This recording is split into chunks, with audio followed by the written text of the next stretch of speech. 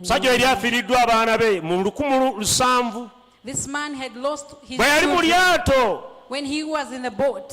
n'asigala ng'akyayagala Mukama. He still remained loving n'agamba the Lord. Mukama ebyange byonna mbiwa gy'oli. And he said, Lord, I surrender all to you. mujja ne mugamba nti ennyimba zaadiba olwo luyimba omusajja yaluyiiya 1700 That man sang that song in 1970. ng'ali mu lyato wakati mu nnyanja. He was in the middle of n'ayimba oluyimba olwo the nti I sea. surrender to your God. And he said, Mpayo byonna eri Mukama. That's total commitment to God. Eyo kwe kweweerayo ddala eri Mukama. naye ofiirwa akabizzi But you lose just akapiigi. a piglet. Just a piglet. Commitment to God. Okweweerayo ddala eri Mukama. Are you fully committed to God? Weeweereddeyo ddala eri Mukama. owulira obulamu bwo era twayimba obulamu bwange nabumuwa Yesu oyo obulamu bwange nabumuwa obukolota temukyaziyimba ezo. Obulamu bwange nze nabumuwa Yesu oyo obulamu bwange kabuweereze Yesu kabaka. ekyo kibuzo kyebuuze naga bino byonna neemulugunya eri Mukama naye nange I'm fully committed to my God. Neeweereddeyo ddala eri Mukama. Yes, you can be serving him Oyinza okuba yet you are omuweereza not committed to him. naye nga toweeweereddeyo ddala gy'ali. Total commitment to God is so important. Okweweera ddala eri Mukama When it kikulu comes to nnyo. success, Oba oli wa kusukkuluma. see another see musendera tujjamu ekigambo kino, concentrate on one thing.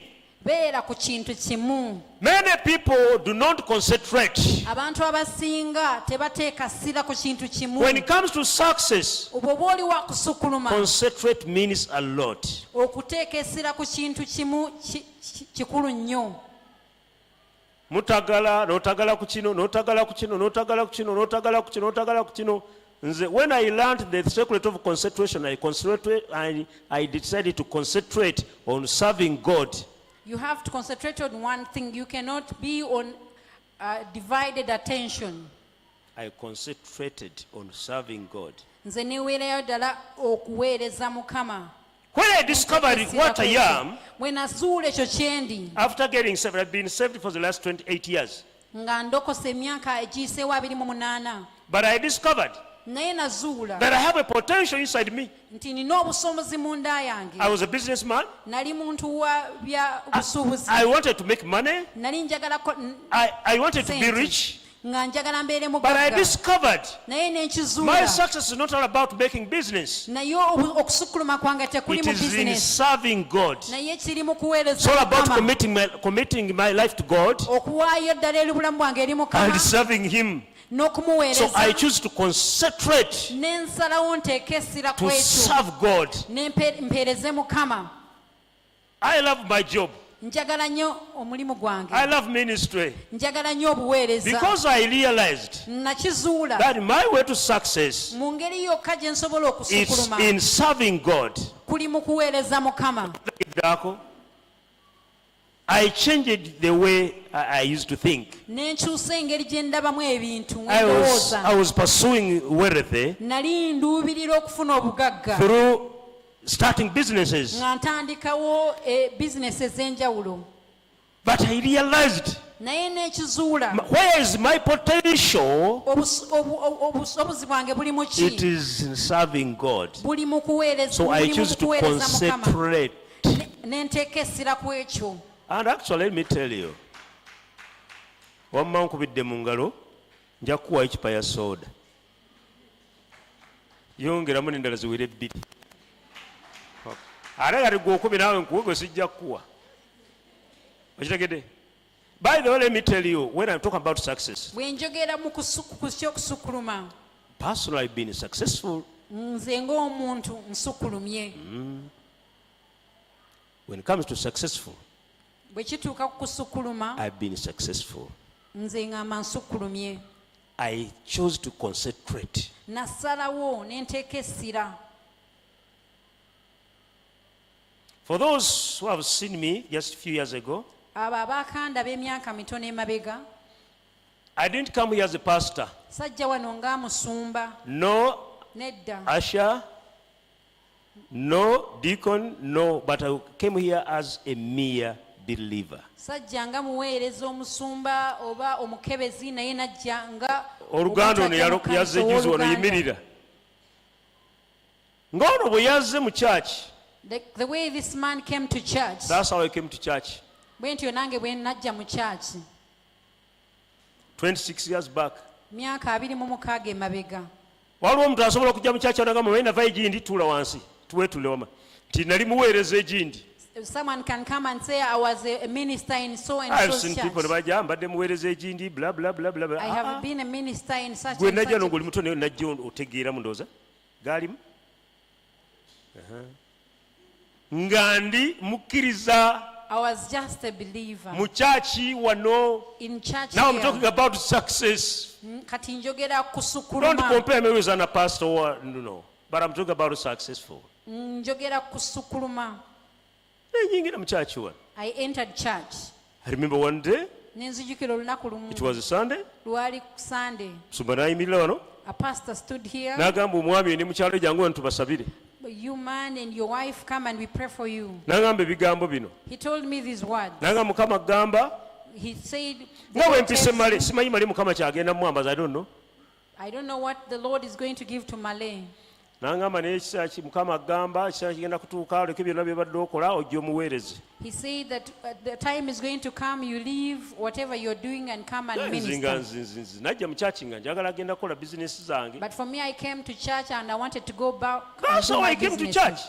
That's how I came when I came to church. N'asaba bye yasaba nze bisikyajjukira. He prayed and I don't even remember. Oli Robina Kisaakye maama Simon be baaliwo be baatwaniriza wano. And Mama Robina Chisache was here and she's the one who welcomed us here. Tetubeera mu kyaki wano. We were here in church. Era omulimu gwe nasooka okukola wano obuvunaanyizibwa basooka okumpa And the responsibility I did here kukola mu ffumbiro wali. is to work in the kitchen. Era conference yasooka nze nafumba emmere awo. And the first conference, I was the one cooking food. That's how I started. But So when I talk about success, I've been successful in ministry. nze wenjogera kusukkuluma nze nsukkulumya mu Kati sisobola buweereza. kuba ndi sibadde successful mu bulamu. I cannot say I have not been successful in Omuntu life. eyajja mu church. A person who came in church. Sibanga n'obukebezi nasooka kulana ekigambo kye bayita omukebezi. Obukebezi nali manyi nti babeera basawo oba bakola biki sibimanyi.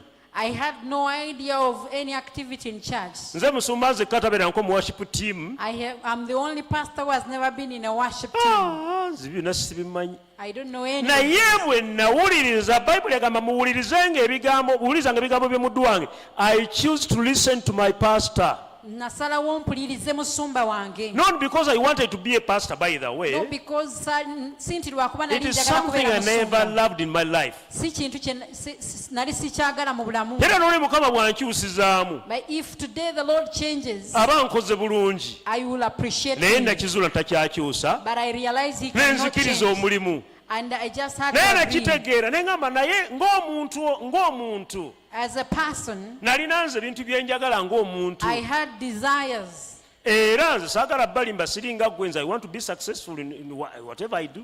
Like not any of you, I want to succeed in life. Saagala bulamu butatambula. I don't want life that doesn't go on. Bikyagaanyi bugaanyi saagala bulamu butaseetuka. I want life that goes on. So kati bwe namanya nti ndokose But when I knew that I am ne born ntula mu again, kyaki I sat in church nga mulimu omusumba. and there was a I pastor. accepted to be pastored.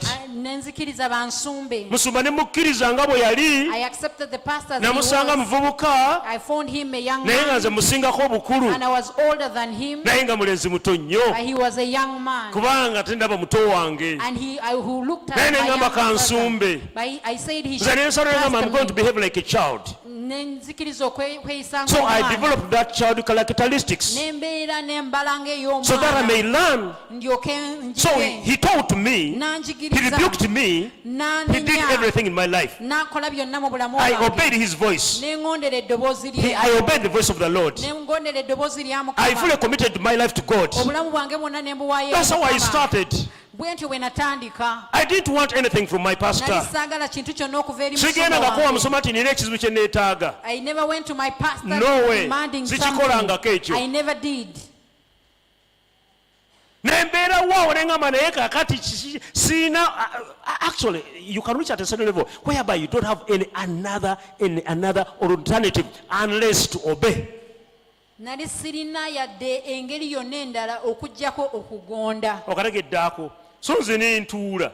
For me, Kati ebyaddirira nange neesanga bwesanzi nga nze nsumba ekkanisa eno. I just found myself pastoring I this just found church. myself pastoring this Nensanga church. bwesanzi. I don't know how it happened. Simanyi bwe Naye kyali. bino byo bwe neekeberamu nabikola. But when I examined myself, I did the thing. Concentrate. Commit your Nate- life to, utilizing. Nategera nalina obusobozi muno nagenda okola ndimu obusobozi obusobola okubuulira abantu enjiri. Nengenda ne mbuulira abantu enjiri. I realized I have an ability to preach the gospel, and I did so. Nagenda okola nina obusobozi obusobola okusabira abantu. I had the ability to pray for others. Without the permission of my pastor, let me tell you. Nga musumba wange tampadde na lukusa. Nze ngenda bugezi nga musoma nabulidde bano abantu enjiri balokoze. I told him I preached to so and so. Bano and they are nababulidde born enjiri again. balokoze. Without obusobozi nga mpula ate bwe nsabira abantu bwe nsabira yaawona I okategeddaako. prayed for people and they got healed. Obusobozi nga mbulina I saw that I had the nga ability. mbutwala ne mu bantu I abalala. took it out to the other people. Byonna nga tutambula nga tubikola ne mukyala wange. I did it with my wife. Bino ebya setting priorities. Okusengeka. Ekyo kyo saakikola nnyo. I didn't do it very Naye well. bino nabikola. But I did these other So things. sisobola gandi sibadde successful. But I cannot say I have not been Mbadde successful. successful. Wabaawo omuntu abadde successful mu ministry, I'm the one. I cannot say I have not been Ekitegezo successful. ekyo I am Joan. among those who have been Amaaso successful. gonna nagajja kwe nagamba kati okuweereza Mukama kyokka kye kiriwo. I took my eyes off everything and I focused on I serving committed God. my life to God completely. Neweerayo ddala eri Mukama. When we are talking about the letter C, another letter C, Twogera ku have a nnyukuta clear endala. mind. Okubeera endowooza eteredde. Clear mind. Many people we are struggling Bangi baali because of not balafuubana. having clear mind.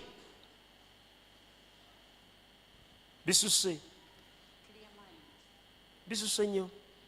Olwakati bagandika abagezi kokka byabagezi kokka bino. Nedda. Bino bintu bya bulijjo.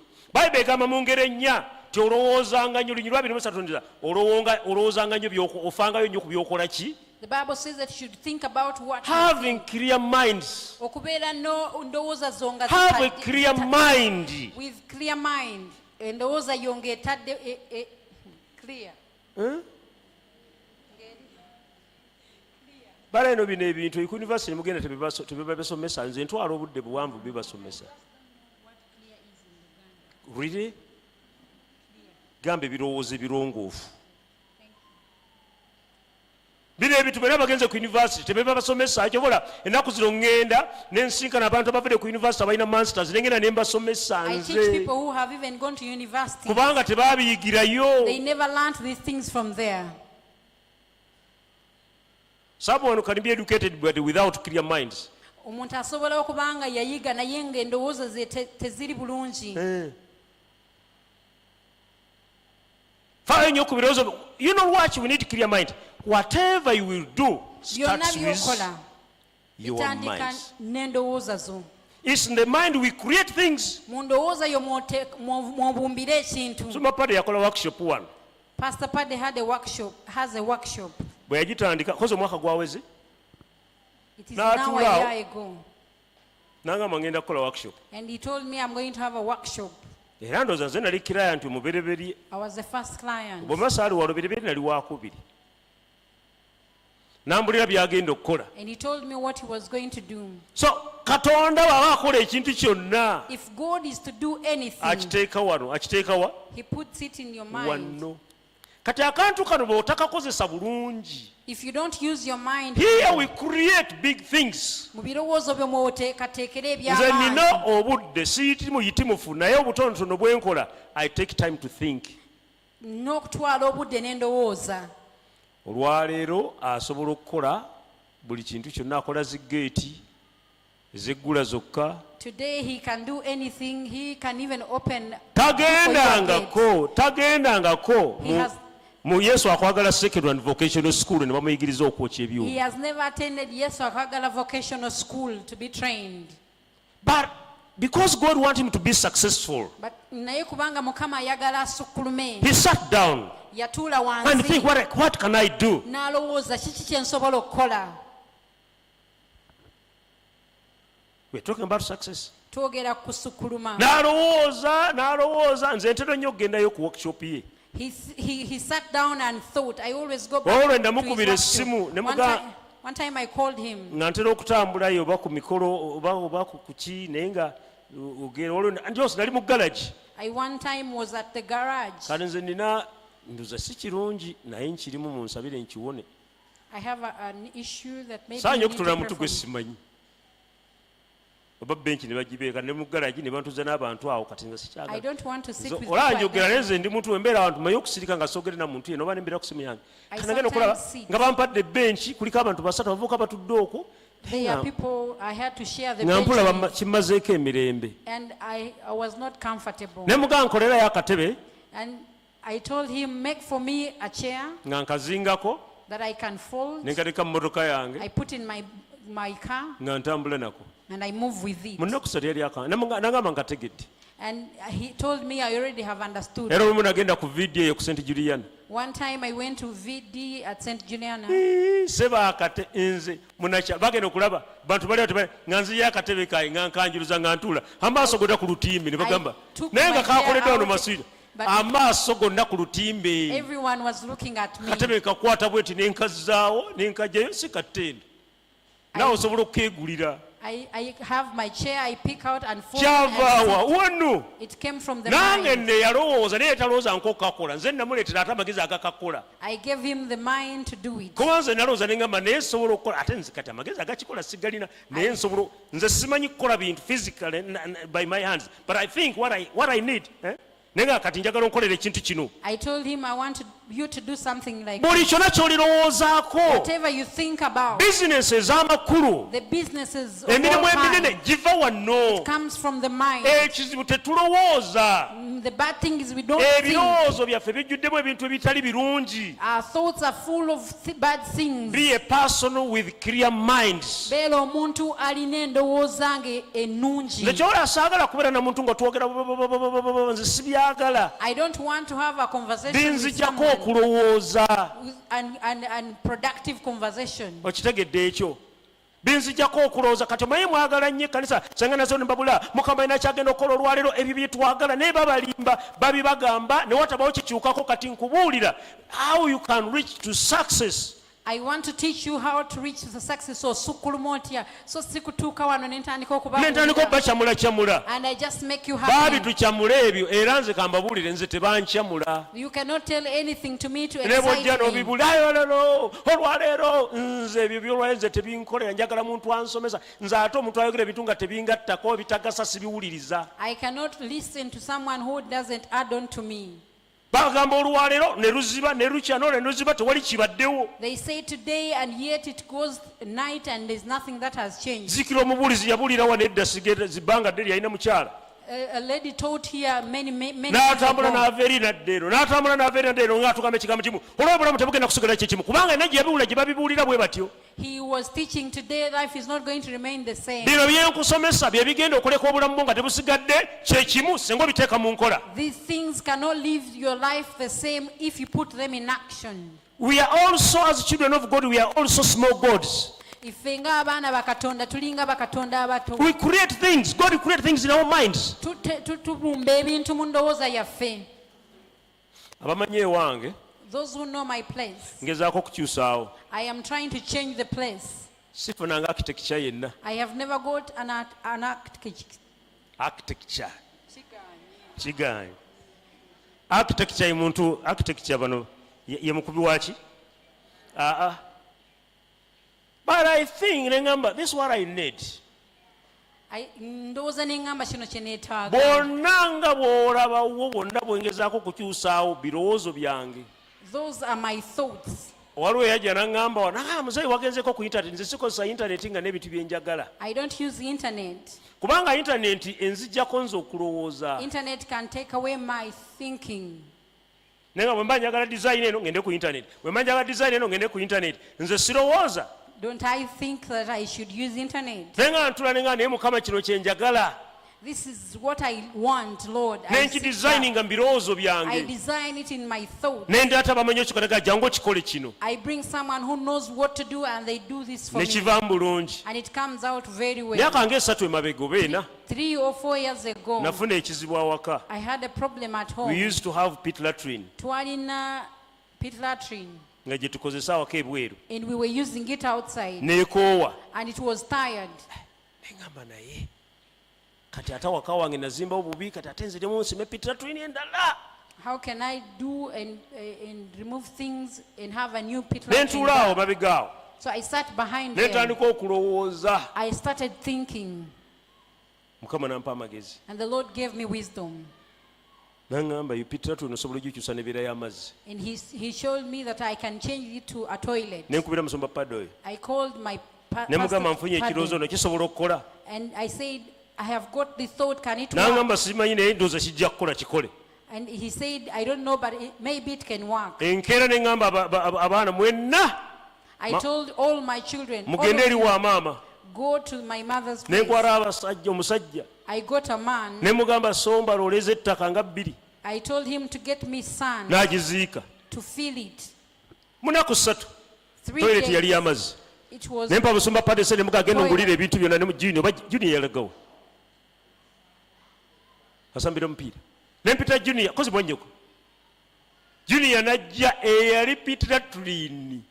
the one which was a pit latrine. Nasevinga sente saamenya akayumba. I did not break the building. Akayumba kaasigalawo. The building. Naye nga ngitondedde wano But I kati created y'amazzi. now I just use it as a Kye nakola toilet. ne wali waggulu ku secondary. That's what I even did at So second. kati awo saali successful. Was I not successful? Okitegedde successful bw'ebeera. Bw'oba n'ebirowoozo ebituufu ng'obudde olina obulowooza n'ogaa I can do this. When you sit down and think, I saved a lot of money. nemponya sente nyingi. Okategeddaako.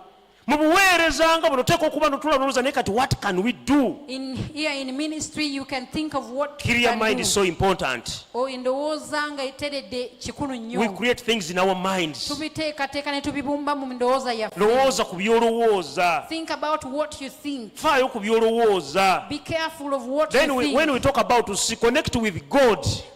Era beera n'enkolagana ne Mukama. Connect with God. You can't be successful unless you are connected with God. Kolagana ne Mukama. Are you connected with God, Joan? You feel that you are connected with God. Do you know what it means to be connected with someone? Okubeera n'enkolagana n'omuntu. Are you connected with God? We talked about commitment. Now we are talking about connection. Are you connected with God? Olina enkolagana ne Mukama nga mukwatagana. Mulina enkwatagana eyo antena network tevaako eyo ne Katonda. Buli omu you are connected. You are fully connected with God. Nga mukwatagana ne Mukama. You are committed. You are connected with God. Nga weeweereddeyo ddala era nga mukwatagana ne Mukama. We are talking about because it's God who gives success. You need to be connected with the success giver. Olina okubeera n'enkwatagana n'oyo agaba obuwanguzi. Are you connected with him? Olina enkwatagana Then after being naye. connected with God, Bw'okwatagana ne Mukama, you have to connect with people and the right people. olina okuba n'enkwatagana n'abantu ate abantu abatuufu. Okategeddaako. If God leads to give you success, Katonda bw'aba waakuwa you have obuwanguzi, to be connected with him. olina okuba n'enkwatagana naye. But another thing you have to do also, Naye ekirala ky'olina to okukola, be connected with people and the right people. n'okwatagana n'abantu ate abantu Listen abatuufu. carefully. When it comes to success, Bwe kituuka ku you don't need to be kuwangula, connected with everybody. tolina kubeera n'enkwatagana na buli muntu. Not everyone will lead you to success. Si buli muntu nti anaakutuusa gy'olina Not okugenda. everyone will lead me to success. Si buli muntu nti anaantuusa nze No kuwanguzi. way, no how. Nedda. But there are people Waliwo abantu who God Katonda will connect to you, banaakukwasagana and those naawe. people Era abo abantu will lead you to your success. banaakutwala So you have to be so ku buwanguzi bwo. vigilant. Olina okuba nga weegendereza. Bagezi gabamuloga naye omuntu ono tazze mu bulamu bwange lwa kusaaga. Omuntu ono alina gy'antwala. This person has not come in my life in vain. They are taking me I somewhere. said it before, but when it comes to success, you don't need everybody. We bituuka mu kusukkuluma teweetaaga buli muntu. When it comes to success, I say it again, you need selected people. Bw'oba oli wa okusukkuluma weetaagayo Here abantu you need to abamu. be so selective. Wano olina okulondamu When it comes bulungi. to success, Bwe kituuka kusukkuluma, kino kyo kitegeere bulungi. understand this very well. muntu. Not everyone. Si buli muntu Not everyone talina success mu bulamu that bwo. has the success of your life. Is that make any sense? I have few people nina abantu batono who have been part of my success journey. ababadde ku lugendo lwange olw'obuwanguzi. There are some people waliwo abantu Katonda aleeta omuntu omu oba babiri oba basatu God brings 2 or 3 people, abo nga be balina success yo mu bulamu bwo. but those are the people who have the success of oba their life. banaayogera bigambo bibiri bisatu. Maybe they will speak 2-3 words. Remember about David and Jonathan. jjukira ku Davidi ne Jonathan. David was connected to God, Dawudi yalina enkolagana ne Mukama, but he connected Jonathan also. naye n'abeera n'enkolagana ne Yonasaani. Okategedde ako. Dawudi teyeetaaga wadde yalina abalwanyi bano bonna, That even if he had all naye the omuntu army, yekka yamutuusa ku success but the only person who took him to success yali Yonasaani. was Jonathan. Nina abantu mu bulamu I have people in life beŋŋamba abo bo oyo ye. who I say so and so. Okategedde ako byelijja okuyamba kubanga mwana wange otambula mu bulamu buno You move in this life, naye weetaagayo abantu abagenda okutuusa ku kuwangula. but you need people who can take you to success. Twabadde mu ddwaliro ku Friday, We were in hospital on Friday ekyamazima nga tetulina ssente, and we had no money. naye nabadde ndi awo mukyala yange ngamba te waliwo atuweereza ku ssente wano. And my wife told me someone has sent us money. You need people in life. Weetaaga abantu mu bulamu. You need people in life. Weetaaga abantu mu bulamu. You can't reach to your success without people. Tosobola kutuuka mu kusukkuluma nga toyina Some bantu. of you are not good at that. Abamu ku mmwe temuli mu balungi mu ebyo. You isolate yourself, Mweyawulako, but you need people in life. naye mwetaaga abantu mu bulamu. 26 years back, Emyaka 26 emabega, in November, mu mwezi ogw'okumi it was my n'ogumu, pastor who taught me that omusumba wange yanjigiriza ekyo. that come to church, but we need to build a relationship. Yagamba jangu mu kkanisa naye twetaaga kusimba enkolagana. 26 years back. Emyaka 26. Ekyaki yaffe yayonooneka kaakati. Our church is spoiled now. Tetukyalinamu nkolagana nnamu zirya bwe zibaamu ntono nnyo. We have a few relationships and No one cares. a few exist. Naye ffe omulembe ogwo Tewali wafaayo, but for us back then, gwatuyamba nnyo. We used to connect with one another. nga tulina enkolagana na buli si kinoomu, Era buli muntu yayamba nnyo munne. and everyone would help the other. Nabali Viola taliiwo olwaleero. Mangi? Nze nti simulaba ne ttiimu ye yonna. Nabali njogera ne Viola I was speaking to Viola. nga twogera ku mulembe ogwo gw'abaana abo gwe gw'abano ba Julie. We are speaking Mu about nsonyi we that njogera nnyo ku generation. bano because we used to connect with these girls. Ekitakyaliwo olwaleero mu kkanisa eno. And such is not there. How are you going to today. be successful without connecting with people? Onoosukkuluma otya nga toyina enkolagana n'abantu? Kati wano osula n'enjala. You sleep hungry. Banno n'omulembe gwabwe. Sikyayambala saati ziriko ensawo bano banjigiriza kati. They taught me not to have Nakoowa pocket essaati eziriko shirts. ensawo.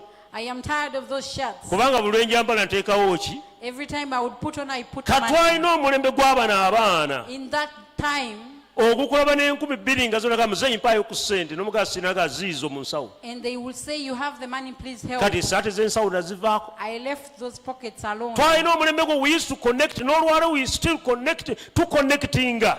We connect even up to date. Abooluganda osobola oba n'ekizibu ne kikubeerako naye have- kubanga tokonekitinze n'abantu n'okifiiramu n'onyigira Katonda n'onyigira abantu. You have a problem and you keep quiet and you don't connect with people and you get annoyed with the Lord. Tetwasulanga njala. We never get hungry.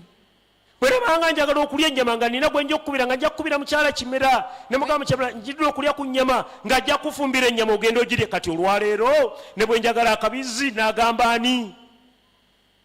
Olwo embeera nga mpulira nkaagala akabirizi ne ngamba ani ate akaluubirirwe nkaagala. Connections obeerawo nga kizibu kya kabizi kokka naye nga bw'ona ogamba gundi Joseph Munaayi najja abasumba babagamba temukyalanga mayumba gaffe. Mwana yakatutera ku WhatsApp awo. Era naye sikyala kibula ne mu nsaasiri kikiŋŋaana okukola ki? Era bwe nzijja nkoma ku mulyango abeeyo gye muli Mukama yeebazibwe nga ŋŋenda sikyala. connect with people. Tuli biddamu olulala njagala bima zino bagenge na consuming ku budde bwammwe naye naatula okumaliriza temweraliikirira nange tugende connect with people. Now this is so important. Success. Expect challenges in your way suubirayo to ebisomoza success. mu lugendo olw'okutuuka ku busukkuluma. God wants you to be successful in life. Mukama ayagala obeere ng'osukkuluma mu But bulamu, so amazing. naye ekyewuunyisa On your way to success, ng'oli ku lugendo olwo you'll meet challenges. ojja kusisinkanamu And you ebisomoza have to expect them. era olina obisuubira. Yes, I'm on my way to success. bwe waawo ndi mu lugendo lwange I'm doing the olw'okusukkuluma, right thing. nkola ebituufu, I'm the right place. ndi mu kifo kituufu, I'm the right ndi mu position. kifo kituufu, But expect challenges. naye suubirayo ebisoomooza. On my way to success, to ministry, Mu ngeri y'olugendo lwange olw'okutuuka ku I can't mention Sukkuluma mu how many buweereza. challenges I faced. sisobola kubannyonnyola ebizibu bimeka bye naakasinkana. Sisinkanye buli kizibu kyonna ky'olowooza. I have met all different kinds When of I talk about challenges. success in ministry, Bwe njogera ku sukkuluma mu you can buweereza, think that everything has been so easy. muyinza olowooza nti buli kimu kibadde At kyangu. times I used to cry. Oluusi nkaabyemu. Sincerely speaking, n'okaaba. I have cried. Olwo nabuuza Mukama nti okuweereza kino kye kitegeeza. One time I even asked the Lord if serving you means that I this. normally tell you, at times I've been treated as a doormat. Oluusi bampisizanga ekisiimuula. But that didn't stop success to come my way in ministry. Naye ekyo kye kigaanye okubanga nsukkuluma mu buweereza. Bampaayiriza buli kyonna ekiwaayirizibwa. They have spoken negatively. Banvumye. They have abused me. Banjogeddeko buli kintu kyonna ekisobola okunjogerwako. They have spoken all kinds of words. But that didn't stop me to walk my journey. Naye ekyo tekinnemesezza okutambula At olugendo times you lwange. can meet rejection, Oluusi osobola okusanga okugaanibwa, opposition, n'okuziyizibwa, humiliation, n'okuswazibwa, starve, n'okulumwa enjala, lack and everything on your way to success. n'okubulwa ebintu bye Don't weetaaga. allow challenges to stop walking your journey to success.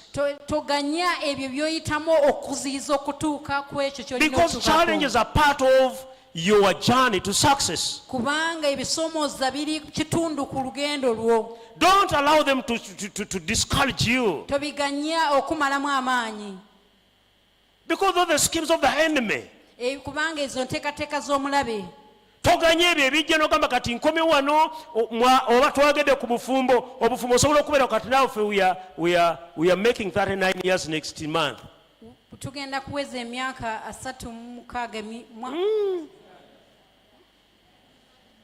39. Kati is 39, 36 ye 39, 39 ye 36. Bara nenga 39.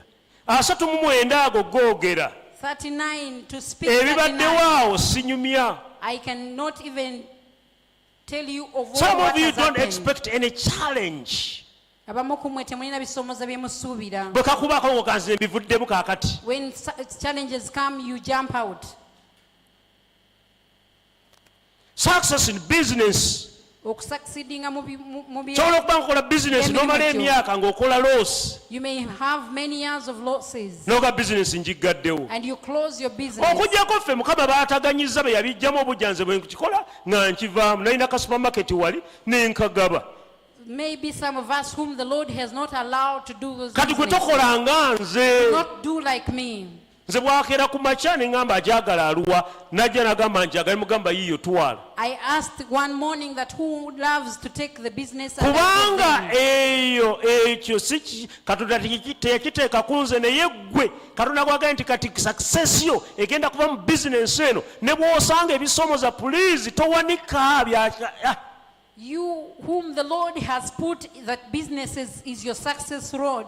Do not give up no matter what you face. tomala gawanika Do alemerako. not give up. Hold on. kubanga era omulaba ajja kukulemesa akuziyize. Because the enemy will try to stop you. Bwe buba bufumbo bw'olaba buyuuguuma era tomala gatata nze kati mbivuddemu lemerako era ojja kutuusa ekiseera makaago gaterere Katonda nga bw'ali omulamu. Even if it is marriage, one day your marriage will settle. Do not Success fear. bwe banga ejje mu education osobola okusanga ebizibu sikyasoma bangobye ne bwe bagoba weetoola. Waliwo omusajja gwe mmanyi There is a man I know.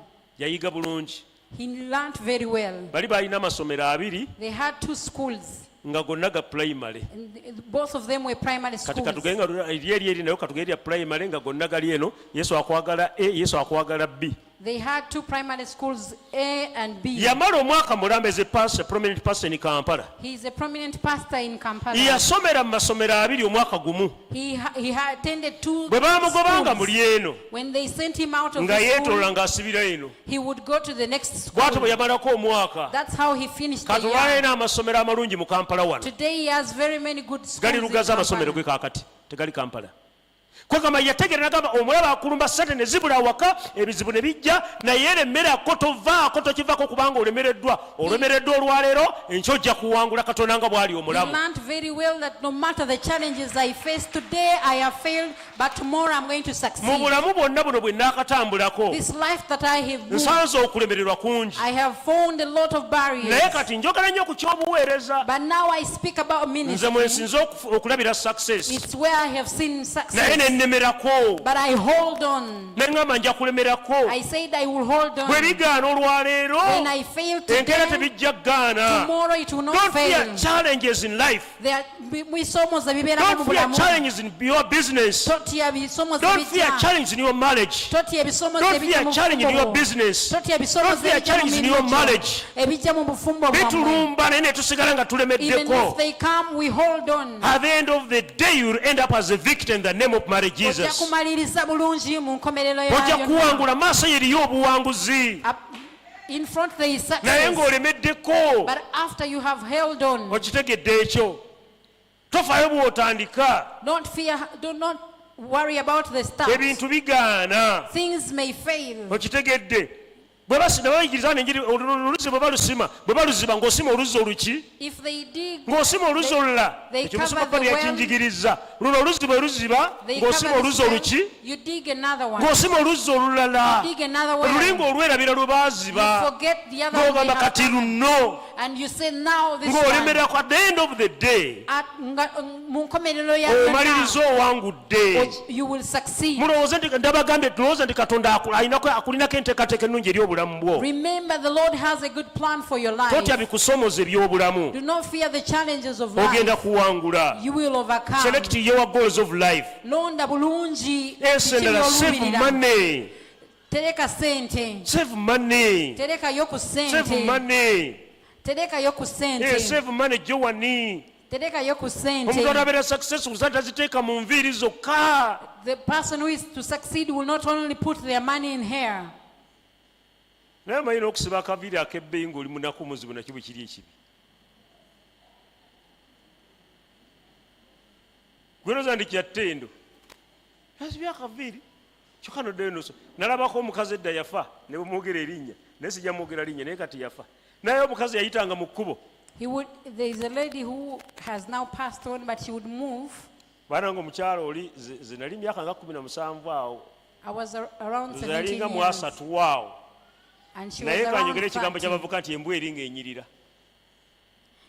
Nga omwana omuwala akola ki? Anyirira. She was very beautiful. Naye olunaku olumu nange siggwa gundi ne ŋŋamba kati yalina mukwano gwe nga mukwano gwe. She had a friend, and the friend was my friend. Olwo nagenda ne mukwano gwe ng'agenze wa mukwano gwe. So that day I went with my friend who was going to her Baba friend. bali awo nga tutuuse. And we had reached. My goodness. Oba yali my Katonda wange. Oli ng'akola atya? Ng'anyirira. Omala omuntu ayita mu kkubo ne bagamba naye waliwo olugero lwabagaloga nti kindi mu ki? Kindi mu kkubo banange nakati yali anyirira. She was Yafa dda. looking very well. Baŋŋamba. Naye munange tutudde tutuula nga olwawo tuulwa. Ne tutuula naye nange ne ŋŋamba neene dda. Nja kutuula. Nimpisa eno omukono empola mpola. Ngenda okula nga nkwata ku mugogo. Ngenda okula nga mpula essubi. nengamba ndakata asula ku mugogo n'essubi ono. Omwana omuwala eyanyiriranga ebizibu She was asiba looking very akaviiri well. waliwo Plaiting very eyansanze nice juzi hair. ng'asibye akaviiri wano buno bagirako bwe buti oba muba mukola biki nyiya ale mubikola mubigenderedde mubuteeke wano maaso munyenyeemu. You put it in front so that you can. What is that? Hey, Nenduteekako wano bwati hey. ne bukkirira wano bwe buti Utereza. aba ayogera naawe nga bagenda pastor nga wabuteekeera She puts right her nze hair. mba mbalaba I see those things nengamu kati kino ba kiki and I wonder what this is. nenyamu katono bwati sibye enviiri zigudde eno naye ng'asula ku ssubi n'emigogo. So bw'oba obeera successful If you're to save succeed, money. terekayo ku ssente. Muntu atereka ku You ssente. have to save money.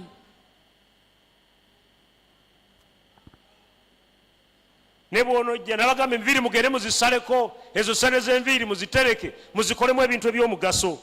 You keep the money after cutting off your hair and you do something Save productive. money.